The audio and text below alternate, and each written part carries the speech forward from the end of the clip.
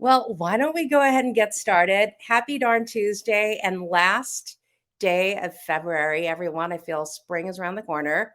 Happy CultureCast Day. Happy Tuesday and welcome my new BFF, Roget Romain, to the CultureCast. Roget, what up? How are you? Happy Culture Cast. Hey, Marissa, how are you?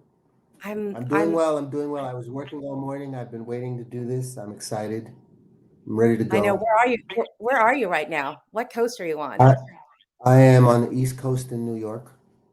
Right on. Well, I'm on the West Coast, so we're covering both. And I'm just so thrilled. I think everyone knows who you are, but just for fun, I think one thing that I would say about you, Roger, is not only I'm going to repeat your word back to you, which is you are a firecracker, my friend. You just light things up, and not only that, not just light them up, but I think you light them up in a way where you allow others to sparkle.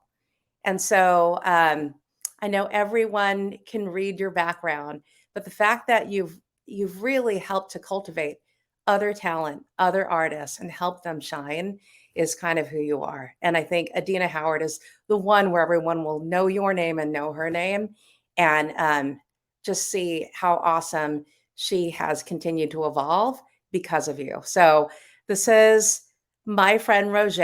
And beyond that, I think you do that for other people too. I think when we first ran into each other, or the last time we ran into each other in New York City, we were at a Yes. dinner and you were so great about saying, I'm running a few minutes late. I have another commitment. And then before you even parked your car, you came in, ran in.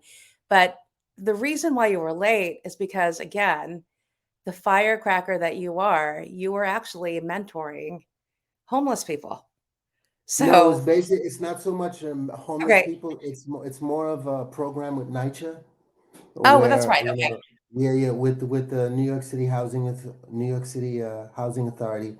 I was approached by, I don't know, they found my profile online and they asked me to basically assist in a mentor. They basically asked me would I like to be a mentor, and I would be like, a mentor to what? And it was like mentees, people that live within the New York City Housing Authority that have businesses that need to need to learn how to grow their businesses organically Yeah. and properly, and I jumped on it. So I was running late with those calls and I felt so bad because I'm usually never tardy. So I ran into the restaurant first and I apologized to everyone. Then I went to go get parking. That's just me. That's just me. I always think about I always think about how the other person would feel. Yeah. I think this is what I love about you in that the empathy that is just naturally you. And I think it goes so well as we talk about how we can help others think about how they cultivate their own culture, whether it's at home, in society, or at work. And I thought your background was just so fascinating and actually your wisdom. And I know the way that I talked about bringing you on board for the Culture Cast is how do you cultivate cultures where it is around developing other people? And then the other thing that you and I really got into this philosophical conversation on was around how do you create legacy? So it's not only about your life today, but generationally, how does that live forward as a result of the impact that you make? So let's first talk about you. Who is Roger? I mean, how did you end up with the career that you have? Like, tell us about you. My career, my career started when I was a child. My career started with, first and foremost, the love and affinity for music. Music to me, when I was first turned on to music, and I'm not, and I wasn't a musician. It was more about therapy. I Oh, grew up in a broken household with my mom and just my sister. My dad wasn't around. So I would feel a certain kind of way, and certain songs would come on, and it would let me know that I wasn't alone, or somebody was actually feeling what I was feeling. So I automatically had an affinity of love for music because it spoke to me and it helped me deal with any of the issues and problems that I felt that I was having that I couldn't actually speak to anybody with, because I couldn't, you really can't speak to a Haitian mom. All she wants you to do is get straight A's, be a doctor or a lawyer if you're smart, and if you're dumb, be a mechanic. You know, Jeez. those were those those were the only three ways to go. So from there, I took my love of music. I thought I was an artist. I realized very early on that the artist was like the last in the totem pole, and I learned that when I booked my first tour. I was approached by an agent who wanted to know if I wanted to come to Asia, because Asia had Oh, a tremendous amount of nightclubs at the time, and I was like, sure, I'll go, but you got to speak to my manager. So they promised me this amount of money. And then when everyone got paid and I received my end of the money, I was like, wait a minute. I was on stage. I did the singing. I broke a sweat. Everyone was having cocktails and having conversations. And I said, I want to be on that side. Um, oh, so I transitioned over from becoming an artist to becoming representation. I also realized that I was like sort of an anomaly, that very, I was very comfortable with the musicians, but I was also very comfortable and I was able to dissect and read through the lines in the corporate world. You know exactly what I'm talking about I know because, what you mean. so I was able, yeah, so I'd walk into a room and I can get a sense what was going to happen, who was important, what I had to say. I listened to cues and it just worked out for me. And what ended up happening is I had a successful career in the recording industry that spanned over 20 years. I'm still in it. I'm not in it to the degree that I used to be because I'm chasing so many other things now. It's not about taking anymore. It's about giving, Yeah, and I can veer off to something else. There's like three types of people. There's givers, takers, and matchmakers, and I have, I'm a, I'm a giver. you're a giver. Yeah, I'm a No, giver. not a shock. So that lawyer route never panned out. So when mom Uh, said, "Hey, you're gonna be yeah, wanting," yeah. So, yeah, that was funny. I mean, I was going to St. John's and I dropped out and my mom just stopped speaking to me oh, for geez. almost, yeah, over a year easily. And I had moved to North Carolina. I was very successful in the recording industry. Everyone thought I was doing something else because I was a minority. There was no way in the world that you can make that amount of money just flying people around and showing up at studios. And one day I told my mom I wasn't feeling well and I flew her down and I picked her up at the airport. She already knew I had a nice car. So we were driving through a neighborhood and I turned down the driveway and she got very paranoid and she was like, "You're gonna get arrested." I was like, "It's my house." And Ah, she basically just started crying and she was like, "Listen, I don't care what you do as long as you're happy and you're doing it, you're doing the right thing." And I said, "Yes, mom, I'm doing the right thing." And we were fine from that point on. But she would always question me in the morning. She was like, "Don't you have to get up and go somewhere?" I was like, "No." She was like, "So how do you make money?" I said, "I'll go out at night." She was like, "What do you do at night?" So it was a whole paradigm. She wasn't used to that. yeah. Her her definition of success was a degree, getting up, putting on a suit, going to an office, working in an office 8 hours, coming home in a Lincoln Town car, and she would have a plate of food for me. Wow. That's pretty much how Well, it I was. think you were paving the way early, early days. I think today, as people think about the workplace and the role of work and how people work together, whether it's hybrid, flexibility, etc. I mean, you were demonstrating for your mom back in the day that you can be successful doing it your way and actually going where the energy is, right? Because if it's kind of a night business and you're cultivating artists and meeting artists, that's how it rolls. And then one thing I do want to pick up on, you talked about, and I know you and I talk about this, we've done this one on one, but now you've got this audience that maybe wants to learn from this. When you talk about picking up on vibes and reading rooms and reading people, how did you learn how to do that? I think it goes back to pleasing and making people feel comfortable around me.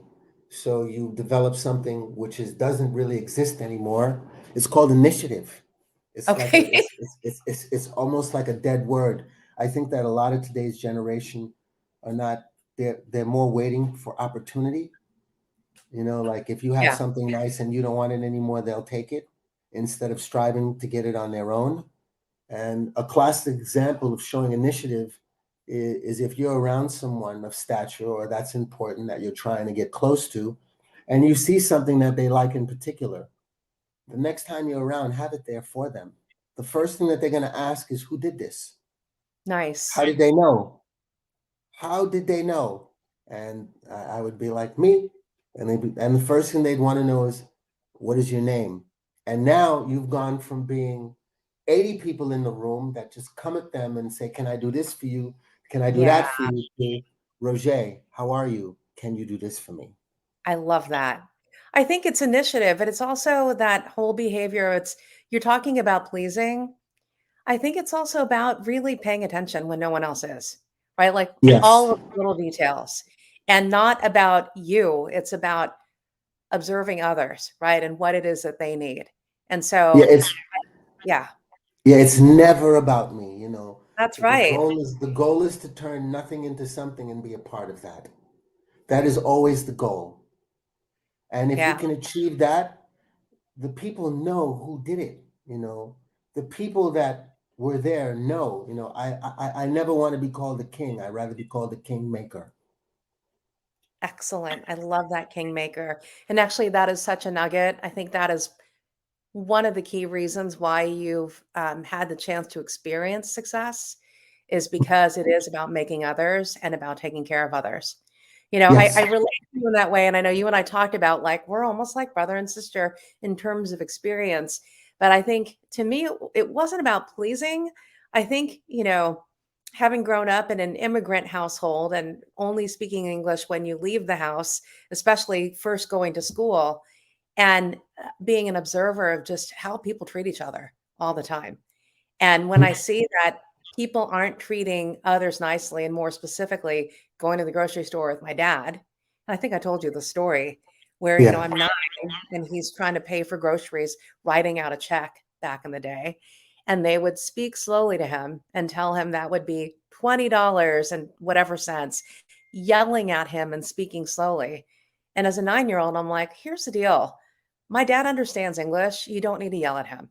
And so I think it's about understanding the experiences that people are going through and how do you make it better, right? How do you not only make it better, and it's not about cutting down the other person, but helping them see. Anyway, so I see it kind of your story. I relate to that in a different way. Um, Thank you so but much. this is also talking about culture. I think what you were doing around you and in the observations and actually being a kingmaker and helping others and pleasing others is actually creating a culture. So I do want to get into your head around how would you define culture when you hear that word? What do I think of culture? Culture is your beliefs, your values, your moral compass, your ethnicity, and especially what's bestowed into you and put into you by the prior generation. My culture comes from what my mother exposed me to, what she decided to read to me, what she suggested that I read, what she suggested that I pursue. That's where my culture comes from. And in doing that, you find new culture. You go and read on something that you were told to go and read up on, or go study on something that you were supposed to go study on, and then it opens up a door to a whole new other thing that you weren't aware of, a whole new subculture within that culture that Yes. you weren't aware of. You know, so yeah, culture has a lot to do with ethnicity, your beliefs, your upbringing, your yeah, that all makes up who you are, your morals, everything. You know, my mom, would tell me, no elbows on the table. That was part of her culture. So when we ate, we Yes. weren't allowed to put elbows on the table. You know, my mom told me that the hand that you're not using on the table should be resting on the table. The other hand should be using the fork. You know, don't drink until you're finished eating. That's all part of my culture, my Haitian culture. I love that. I love that it is about looking at your heritage and understanding the generations before you. But what I'm also hearing you say is that it's creating subcultures, but it's also evolving. So it's you were born with this, right? And you were raised with this, but then you've evolved as well in that, Yes, you pick up other things from other cultures that you become exposed to, and that becomes part of how you think and how you are. yes, yes. Through meeting other people, even through food. I used to tell people if you want to travel around the world and you're poor, just eat food. Go to all of the best restaurants from all over the world, and you actually travel there without getting on a plane. I love that idea of actually traveling around the world through food and understanding cultures through that. That's Mhm. such an insight because it says a lot about, well, I mean, literally taste, but just what it takes to actually create that and the stories behind food. Yes. And so I think about how did you apply that in your career? So if you think about culture and developing artists, supporting others, how did you apply, your notion of culture and shaping that for people that you worked with? I would instill my discipline. I would tell Okay, them, if you want to get to where I want, if you want to be me, then you have to do this plus. And I would tell them most of the things that I do, it's not what I do in front of you, it's what I do when you're not looking. So I would tell them, when I'm home, I'm studying. What are you doing? And they would tell me, and I would tell them, don't do that. Do this. So the next time I see you, you will be more aware and more well informed. I like to lead by example. I don't like to ask anyone to do anything unless I have some form of knowledge or skill. And that all happens when people are not looking. For example, if I want something edited or a video edited, what I would go do at home is I would sign up for a course. I would learn how to do Final Cut Pro. I would get a certificate. Then I would still hire the editors. Then when I would tell them, I want you to do something and I want it in this rhythm, and they would tell me, well, we don't know what you're talking about. And then I would do 3 or 4 hand movements. They would like, you're an editor? I was like, no, I just know the basics, but this is the rhythm I would like it in.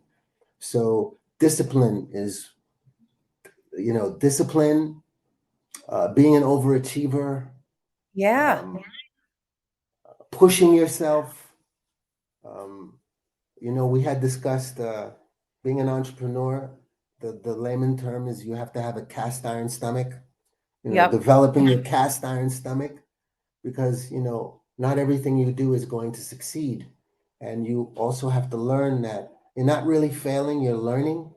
So you're Yeah. either learning or winning, but a lot of the times that learning feels like you're losing and your stomach hurts, so you need a cast Well, iron stomach. yeah, I think I learned a secret from you too when that editing story that you shared that you went home, you actually went and learned it, not to be an expert, but just to understand it so that To you can convey. actually provide direction. And then you also know what it is that you're asking for. And that, Yes. I mean, it's a different generation today. I think, you and I have been talking about this too, where you can't just skate in and, by luck, things happen sometimes. And maybe most of the time, a lot of learning needs to happen, like literal hands on technical learning behind the scenes so that you're not just showing up taking from others. Again, I'm saying this to the giver, right? So I love that. I mean, that's such a good secret to hear Yeah, about that. your word has value, it has consideration, it has bearing, it has weight. you know Yes. and that's the whole, again, that goes back to being the kingmaker. Listen, I want you to look at it like this, but you're the expert. I'm just giving you a broad canvas, a broad, stickman figures on Yeah. how I want it to go. And the reason you're here is now it's your turn to wear the crown. Let's see your expertise. you know and that's I I, I love that. So tell me about how in doing so, how has that carried forward for others that you worked with? You had to have made an impression on people on creating this work ethic, this culture of hard work and learning and failing. How have you seen that live on with folks that you've had the chance to work with? they always come back. That's the number Okay. one thing. You know, they can be successful. Some of them have surpassed me as far as public, being publicly successful. They always come back because they know that I'm honest, I'm disciplined, I'm, you know, I'm going to give you, I'm never ever going to sugarcoat anything. If I can do it, I'm going to tell you I can do it. If I can't do it, I'm going to tell you I can't do it. So they always come back to me. And it's funny, when they come back to me, I ask them, I said, why are you coming back to me? And they always tell me, because I trust you. Yeah. It's not about, you're not trying to make money off of me. You're actually trying to help me. And in helping me, you already see the bigger picture that I'm going to come back. And they automatically tell me, whatever you want, I'll give you. I don't even Wow. have to give them a fee. They was like, yo, whatever you want, I'll give you. I just want you around. I just want you to be part of this because I know that you're going to be able to see what everybody else is seeing because you don't want what everybody else wants. You want me to win. And I always tell people, when you win, I win. That's the whole point of us having an agreement. When I represent you, nothing happens until, you know, you win. So I have to Yeah. make sure that you win. If you can't, if I don't make sure that you win, I can't win. I think that's so valid too in terms of culture today and in business today. It is about the role that leaders play. It's not about the leader. It's about actually supporting others and helping them become successful. And I love Yes. that boomerang effect that you're talking about in artists and people that you've worked with, that you're talking about how you build trust with people. And it is all about helping them understand that you believe in them and that you're supporting them. Yeah, and and the flip side to that is, at the end of the day, people really only want to work with people who they know, who no one really, every new face that you bring into a picture has a new agenda, Yeah. and not everybody might share your agenda. So once somebody understands that you share their agenda, they're always going to come back to you. Yeah, that's interesting. I think about that boomerang effect and then only working with people you know. How do you how do you introduce diverse thinking into the mix? If people are so used to, working with very specific people, how do you encourage people to think about things differently or bring in other perspectives? By letting them fail, by not getting in the way. Let them fall, but just be there to help Yeah. them get up. I So love I that. will, yeah, let them fall. I let people fall. I would tell them, this is what's going to happen if you sign this contract. And when you sign this contract, you can't be angry at me because I told you what would happen. And I would tell them, I said, if you want to fall, I'm gonna let you fall, but I will be there. My job is to advise you and guide you. I am the captain of your ship. It's Yeah, not my ship. So if you want to take this route, I'm always going to tell you what's going to happen when you take that route. Once you decide to take that route, you know, that doesn't mean I'm going to leave. It just lets you know that you're going to fail. So now what I have to do, because you've taken that route and you've decided to say that I'm going to go fail, I have to have the plan B to get you back to where you were at. that's So right. I let them fail. That's how I gain authority, trust, power, seniority, is by allowing people to fail. Yeah, I think it's I know you and I have grown up in different industries. What I'm hearing you talk about is creating a learning culture around that individual, that it's okay to fail, because in doing so, you actually build grit, you learn something new, that kind of thing. And so I that's such awesome advice. But I'm going to flip it back on you though. So think about, in your success and as you've evolved, when were times that you failed that as a result rose above, right? How did you grow from it? What did I learn from failing when Yeah, I from failed? Well, failing. well, I Like learned where humility. okay. Humility.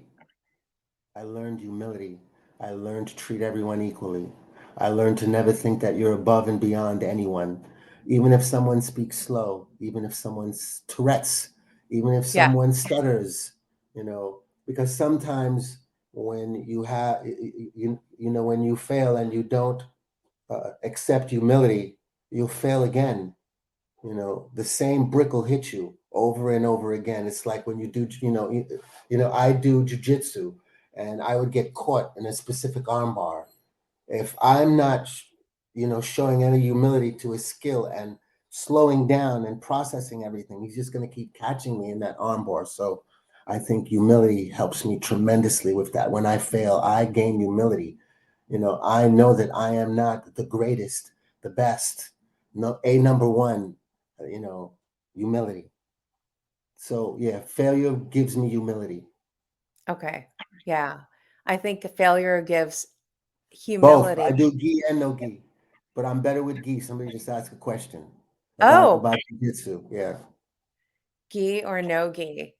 Oh, Yeah, someone gi asked. is when if yeah if yeah when I grab your gi, I can hold on to you. When you don't have a gi, it's harder for me to hold on to you because you have like a rash garden shorts.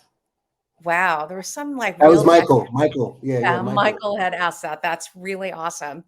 So if I think about defining moments for, let's talk about the music culture for a minute, since you're such a veteran in music. Think about what events happened, at least in your lifetime, your career, that really defined or changed music culture. The introduction, the first thing I can tell you was um, from CD to streaming. Okay. I was a big advocate of streaming. To think that somebody like me, who is in the music business, would care about ownership rights, and I'm the first guy to break them. I don't believe that art should be owned. I believe art belongs to people. So when streaming first came into play, I, the powers that be in the recording industry were middle-aged, Caucasian, Jewish Okay. men who had made millions of dollars of doing it one way. They did not want to adopt. They did not want to change. So same as generational wealth when it comes to the racial divide, they lost a lot of money during that transition, and that was one of the first things that that they missed the boat on in the beginning. Now they're catching up by actually Okay. acquiring everyone's publishing, and now you're going to take me someplace else. And the reason why they're applying, how you see Future selling his rights, Timberland is selling their rights. That's all for the metaverse. That's all for the future. They're buying all of these copyrights not to actually reutilize them and relicense them. They're going to reintroduce them in a whole new platform, and that platform is going to be the metaverse. But Wow. a lot of people, I just gave something away. Haven't a lot of people still don't understand that. But when you hear of all of these publishing companies and all of these third-party companies acquiring Little Wayne, Future, Michael, I think Michael Jackson's about to, I think the administrators of Michael Jackson's estate are about to sell his copyrights for over $1 billion. They're about to close on a deal for that. I would never ever give up my rights, to be honest with you, but everybody lives in the now. No one's thinking about the legacy part. you know Yes. I was going to say, what up with the legacy part when that happens? I don't What does get it. that mean? It means that their future generations go back to that generational wealth gap. You're getting $100 million and you spend $100 million before you die. There's nothing left, and there's no ongoing revenue anymore after you've given up all those rights. And again, those rights are not are being prepared for a whole new transition, and that's going to be the metaverse. That's insane. I know I've talked to so many different people about metaverse. What is your view of the metaverse? How would you define it? Because that's also a whole new culture that I think those who are advanced fully get, and I'm still a noob, still trying to understand. The metaverse is just transitioning whatever we do in real time to virtual, and the metaverse is, to me, is more of utility based product. It's um, it's Okay. supposed to make it's supposed to make whatever you do easier. So if you want to go to the movies, you don't necessarily need to get up. You could put on your headset. If you want to buy some sneakers, you don't necessarily have to get up anywhere. You can go to metaverse, walk around, shop, or your AI can, your character can go out and do it for you. And that's pretty much all it is. It's just people being able to be whoever they want to be in an alternative world. You know, uh, most of the nerds now are the kids who are all tatted up. Yeah, In the generation before, those same kids were considered tough. But in right. this generation, they're nerds. It's an expression of who they It's, are. yes, Yeah, I yeah, wanna yes, jump into what you just said, though, about the metaverse, which is, creating a space to allow people to be whoever they wanna be in the yes. metaverse. But if I Mhm. take that to, like, today and in today's society, it feels like that's the same thing IRL, right, in real life. How do you cultivate an environment where people can feel confident in exactly who they are, who they want to be? So I see the parallels of metaverse and giving people the safe space to do that in real life. How do you do that? Well, everything goes back to perception, right? People want to Okay. talk to people who they perceive to be in the know. People want to talk to people who they perceive to be successful. People want to hang out to people who they perceive to be cool. And many of us, because of technology, we lack social skills, and we can reintroduce ourselves now in a whole different light, on a whole Yeah. different platform, with all of those publishing rights that have been taken from the artists in real time and transitioned into a digital world. I think that's fascinating. You hit a nail on the head, at least for me, around social skills. And again, bringing it back to be successful today. And it's a question that I think a lot of businesses are wrestling with is around how do they create environments, right? How do they create culture? And you and I've talked about this. Is it hybrid? Do they work fully remote? Do they go back to the office because that's what the CEO wants you to do? But I think at the end of the day, it's not about solving the problem of location.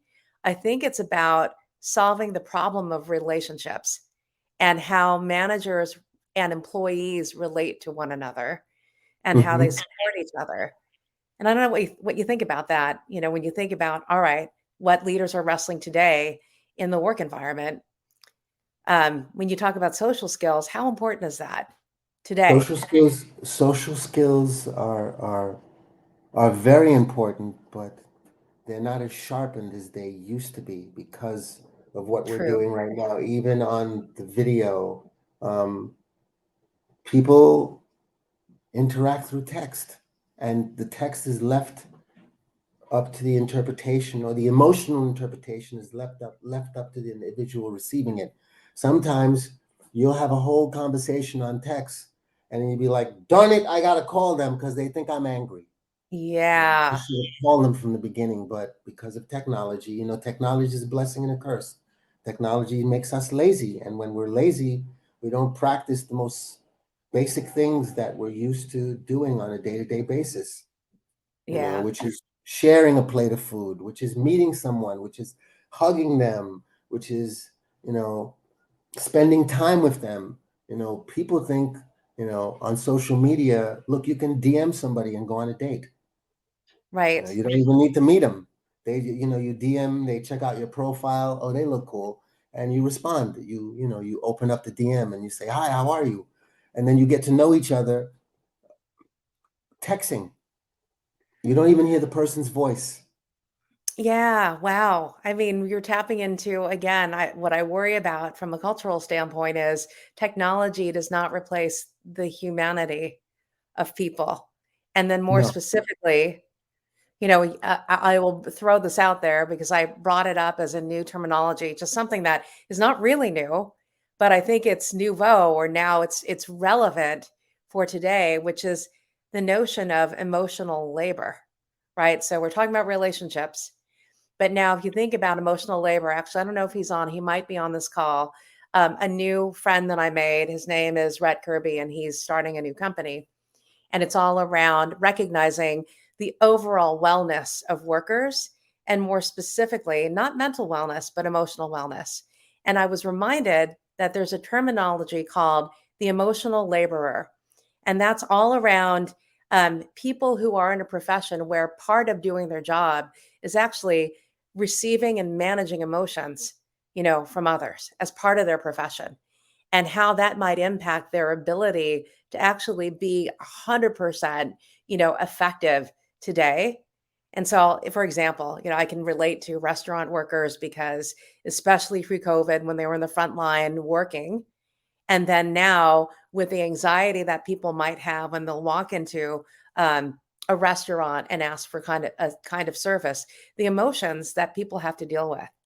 And so, I don't know, I threw that terminology out at you earlier, and think about, gosh, leaders now need to learn how to manage that, or not even manage it, acknowledge that that exists, you know? And that is a skill that is being, we're actually in the, that word has existed for a long period of time, but more than ever now, we need to know how to emotionally deal with, because a lot of people do have a lot of emotional hangups and letdowns. And because of COVID, and because everyone is so separated, and because everyone is working remotely, there's sort of like a disconnect, so it's very hard. Yeah, there's a big disconnect.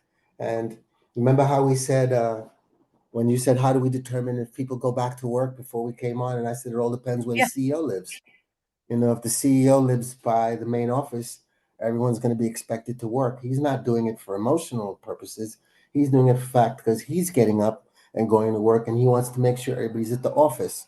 If the CEO lives outside of the state of the headquarters, 9 times out of 10, he doesn't care whoever shows up to work at the office, as long as they get their job done. And I think right now it's not about how the person is getting the job done, what problems are they going through while they're getting the job done. It's just get the job done, Yeah. And I think, and that's the disconnect. right. And so I think that's what we're talking about, is how do you get reconnected and create a culture where that actually matters. And I think that it's an interesting time today, or this year, especially, really people coming out of um the pandemic and a lot of success, and now they're questioning success and creating rules without actually being connected to people. And so, I Go ahead. I'm sorry. no, I was I just was saying, and gonna so how do you help leaders remember that? gonna be it. It's all up to the leader. It's all up, if the leader understands that and wants to learn, he brings in the right people to always let him know that, that's a VP over there, but that VP has 2 kids, might be going through a divorce, might be separated. That's the senior vice president right there. He drives a Porsche, but he has problems with his wife. you Yeah. know he's suffering from an illness that actually comes from the top down. It doesn't come from the bottom up. So the way the leaders have to address it themselves. And it just so happens that there are leaders today that I'm starting to work with, that are acknowledging that, but there's still a multitude of leaders that still are unaware of that. How would I do it? Well, the way we did it with TIA CREF, Yeah. when I created an anonymous application where people were able to log in and put in their complaints anonymously. You know, they were able to say what they liked, what they didn't like, what they wanted to do, what they wanted to do. So that way they were, by being autonomous, no one can point a finger to anyone.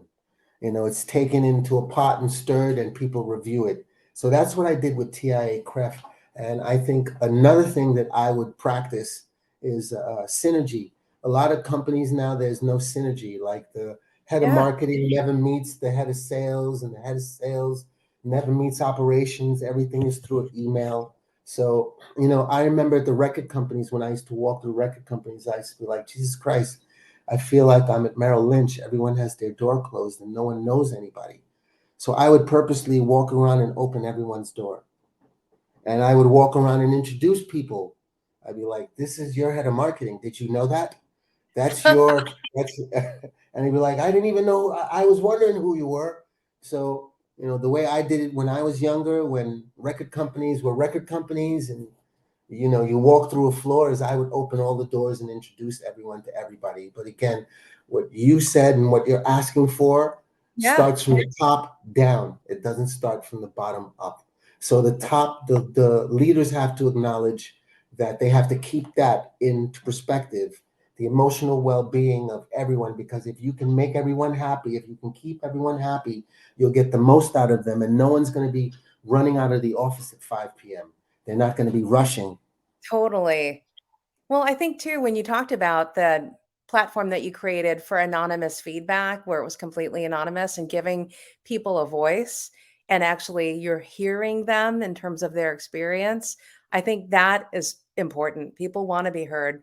They also want to be seen. I think you did it And in they don't want another, to be judged, but they don't want to be judged. but they don't want to be judged. Right. They want to be seen for who they are. Yes. Um, I love that other piece of advice that you just gave too, which is for you, you went through and like opened doors and made sure that people from other functions actually knew each other so that it wasn't that, oh, that's who you are, that they actually made that connection. I think about, I told the story once, early days, I used to work at this Fortune 25 company and I ended up in the headquarters in a training program and I was wandering around. I didn't know anybody. And I was walking around the building and I saw when doors were open to offices, I would walk into the office. This is how naive I was and just say hello and introduce myself. And then my manager called me, that day and he said, "So I heard you met the president of the company." I'm like, "I did?" "Yeah, you apparently rolled into his office and said hello." And so I think there's something about and there was no judgment on me or no or I wasn't judging people. I just really honestly wanted to know who people were, and I was new and had to say hi to people, right? The And same so thing happened to me. I was working at a big company in Miami, and somebody had a golf bag, and they were trying, and I was like, "Do you need help?" And he looked at me up and down. He's like, "Yeah, sure." And I grabbed the bag, and we talked. He asked me who was my name. He was the president of the company, and I didn't know. oh my But goodness. it was just, I was like, "Do you need?" I was like, "That looks kind of heavy. Do you need help?" And he Yeah. just looked at me up and down, and he was like, yeah. And I was like, I'll take it. He was older than me. I'll take it. And I carried the bag. And when I didn't even realize until we got to the parking facility, and I was like, he Oh, must be important. Yeah, right?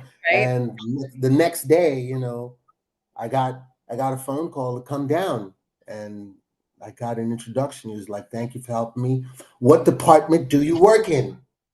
Yes. Who are you, and what department do you work in?"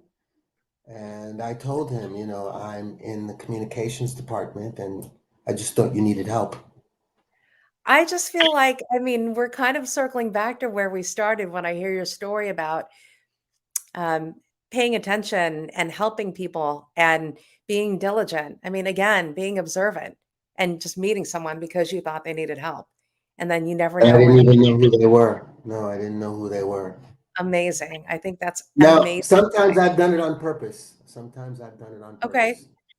It goes back to, people only want to work with people that they know, like Sylvia Rowan, my mentor.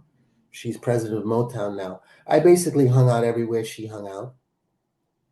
If she would go to the bar, I'd go to the bar and order a drink, and I would say hi, and I'd walk away and leave it at that. And I told myself that one day when I meet her, she's going to say, "Don't I know you?"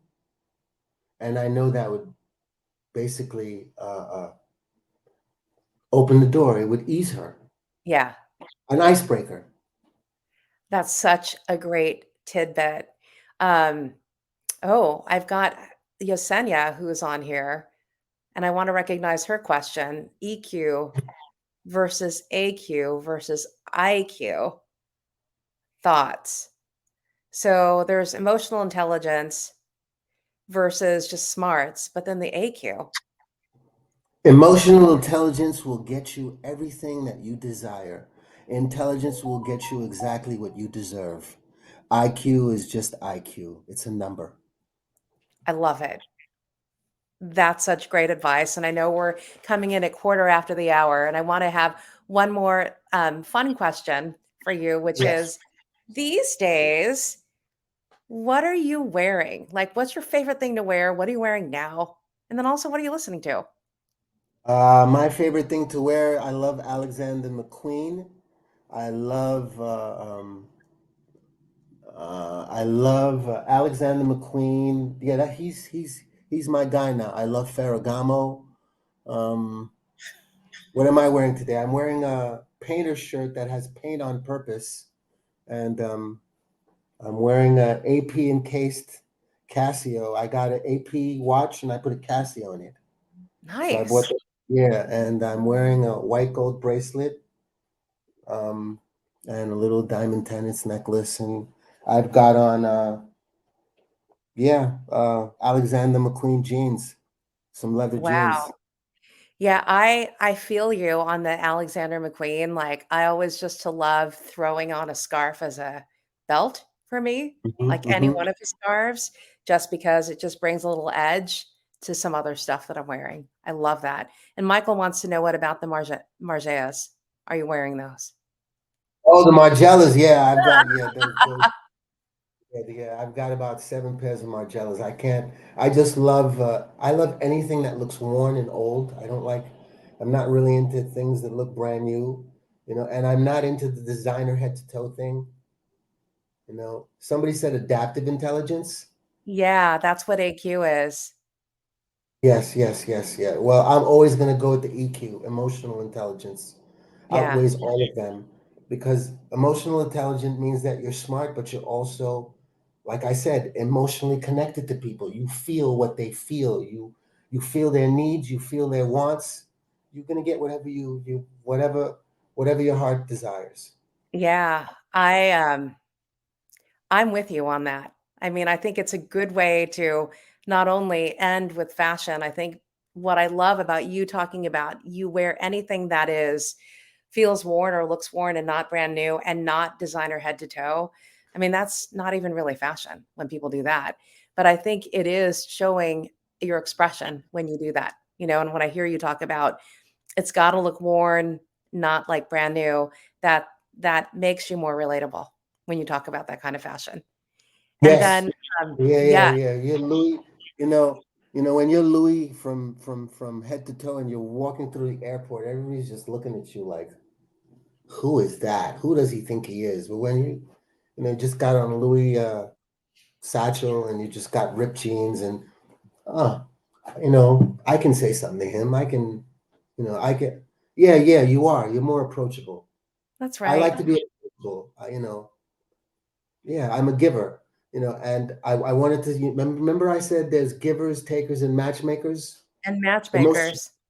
who do you think are the most successful people? Givers, takers, or matchmakers? Oh my gosh, I feel like I've had this conversation with other people. I think the most successful people are matchmakers.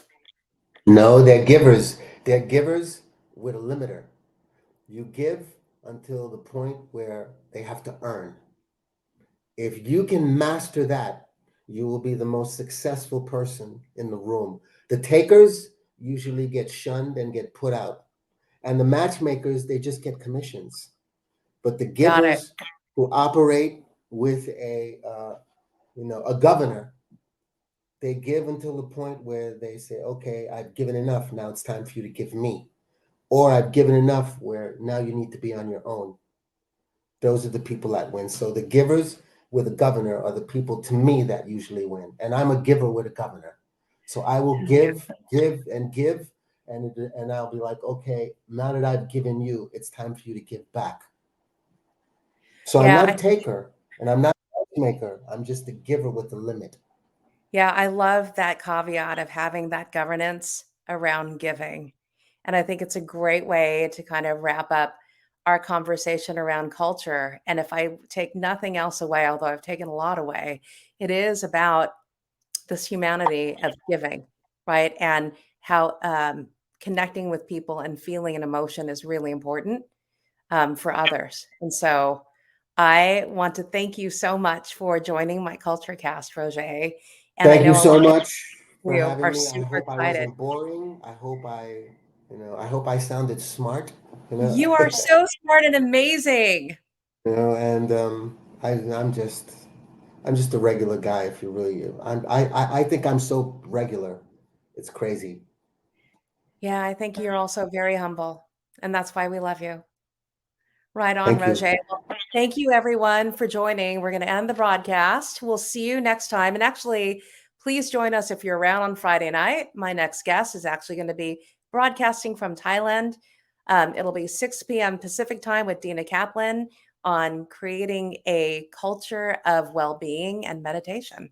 So for now, we'll say goodbye to Roger and to all of you, and we'll see you next Thank you time. so much, everyone. Take care, Thank you, everyone. Marissa.